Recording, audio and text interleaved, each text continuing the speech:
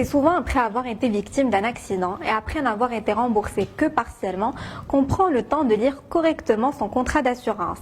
Cette fois-ci, agissez différemment et faites attention à quelques notions. Premièrement, vérifiez bien quelle est votre période de couverture et quel est le délai de préavis à respecter si jamais vous voulez résilier votre contrat d'assurance par exemple. Et c'est d'autant plus important que la majorité des contrats d'assurance prévoient un renouvellement automatique du contrat d'assurance et du coup, vous pouvez vous retrouver bloqué dans une prolongation du contrat alors que vous vouliez changer d'assureur automobile par exemple.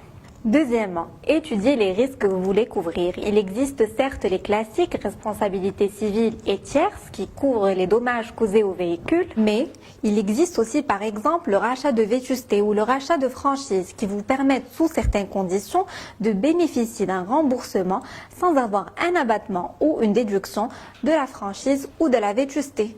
Troisièmement, rafraîchissant les notions de franchise et de plafond. Vous savez, la franchise, c'est ce fameux montant qui est déterminé dans votre contrat d'assurance pour chaque type de risque couvert et en dessous duquel la totalité des frais sont à la charge de l'assuré et donc à votre charge. D'ailleurs, faites bien attention au montant de la franchise qui ne doit pas être trop élevé au risque que tous les petits sinistres soient toujours à votre charge. Pour ce qui est des plafonds, ils sont également mentionnés dans votre contrat d'assurance et ils correspondent au montant que votre compagnie d'assurance s'engage à décaisser. Quant à la prime d'assurance, je suis sûre que vous ne la raterez jamais. Alors, conduisez prudemment. Sur ce, à vos droits, prêts, partez!